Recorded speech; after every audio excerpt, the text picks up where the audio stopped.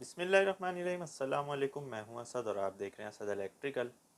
जैसा कि आपको याद है कि मैं काफ़ी टाइम पहले एक वीडियो बना चुका हूं इस टॉपिक पे कि जब हमारा इंजन या जनरेटर क्रैंक हो रहा हो और स्टार्ट ना हो रहा हो, तो उस वीडियो का नाम ही यही था कि engine crank but not start.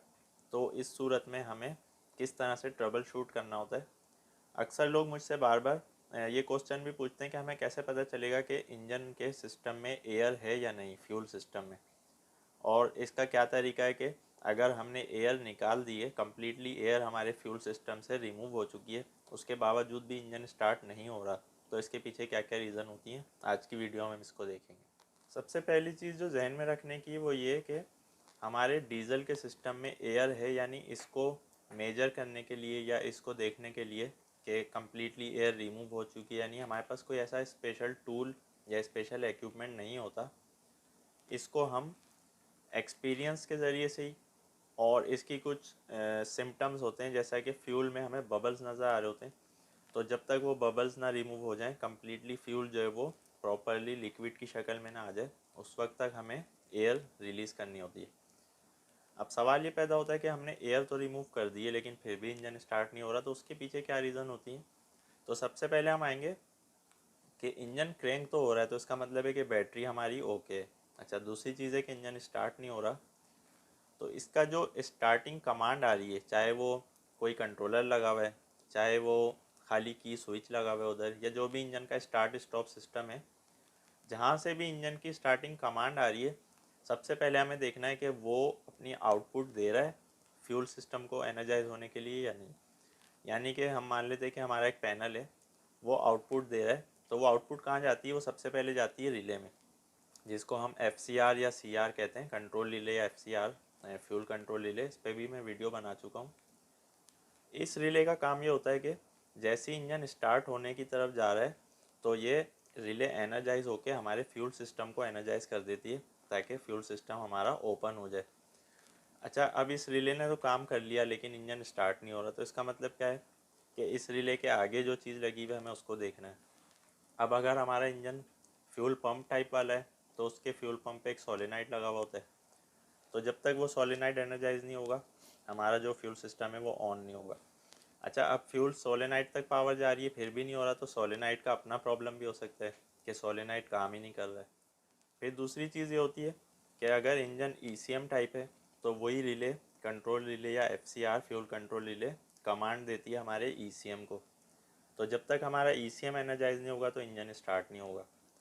अब सबसे पहले हमें ये कंफर्म करना है कि जो वो कमांड है, जो पैनल से रिले में और रिले से ECM में आ रही है, वो प्रॉपरली आ रही है, जितने भी वोल्ट उसको मिलने चाहिए वो मिल रहे हैं या नहीं।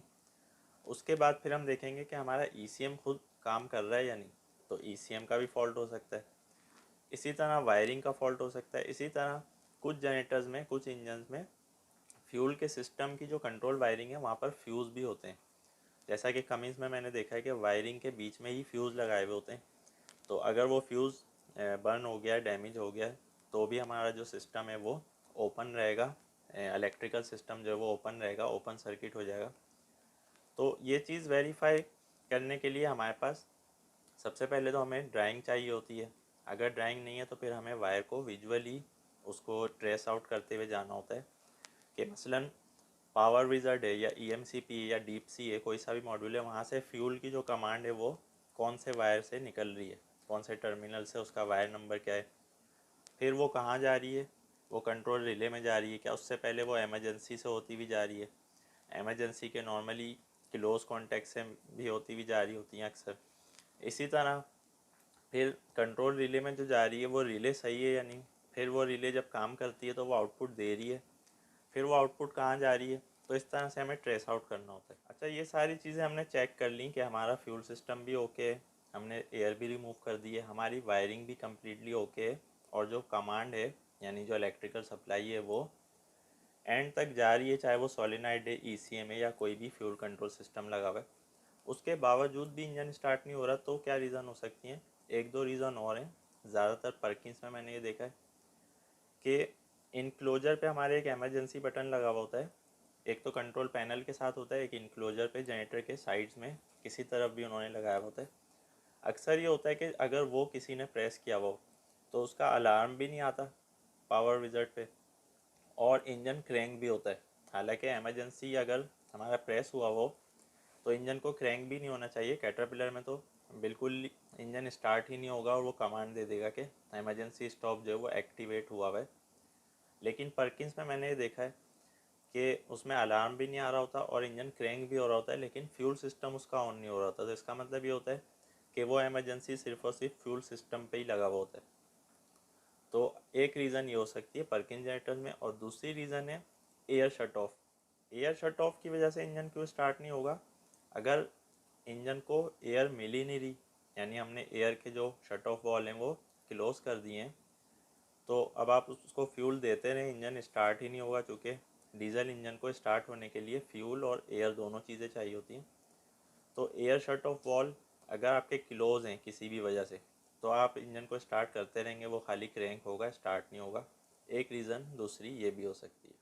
इन सारी चीज़ों के बाद भी अगर इंजन स्टार्ट नहीं हो रहा तो फिर हम कह सकते हैं कि हमारा फ्यूल पंप ही फॉल्टी हो चुका है, या अगर वो इलेक्ट्रॉनिक इंजन है तो उसके फिर इंजेक्टर्स में कोई प्रॉब्लम आ गया। तो स्टेप बाय स्टेप हमें इस फॉल्ट को डायग्नोस करना होता है, ट्रबल शूट करना होता है। लेकिन जो क्वेश्चन मुझसे अक्सर किया जाता है कमेंट्स में कि इंजन की एयर रिमूव कर दी हमने फिर भी स्टार्ट नहीं हो रहा है, तो उनको चाहिए कि इलेक्ट्रिकली वो वेरीफाई करें कि रिले एनर्जाइज हो रही है फ्यूल कंट्रोल की या नहीं। फिर वो रिले जो आउटपुट दे रही है वो कहाँ तक जा रही है, वो आउटपुट हमारे solenoid, ECM, fuel control pump जो भी चीज़ें हैं वहाँ पर, वहाँ तक वो सप्लाई प्रॉपरली जा रही है नहीं। उसके बाद फिर हम उस इक्विपमेंट को चेंज करके देखते हैं। मसलन फ्यूल पंप को चेंज कर दिया या फ्यूल सोलेनाइड को, या स्पेयर में अगर हमारे पास ईसीएम है, ईसीएम टाइप इंजन है तो हमने ईसीएम को रिप्लेस करके देख लिया, फिर हम रिप्लेसमेंट की तरफ आ जाते हैं।